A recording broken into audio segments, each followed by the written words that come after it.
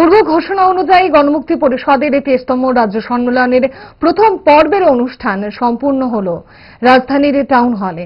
ত্রিপুরা গণমুক্তি পরিষদের 23তম রাজ্য সম্মেলনকে সামনে রেখে টাউন হলে পতাকা উত্তোলন এবং শহীদদের প্রতি শ্রদ্ধা জ্ঞাপন অনুষ্ঠানের মধ্য দিয়ে শুরু হয়।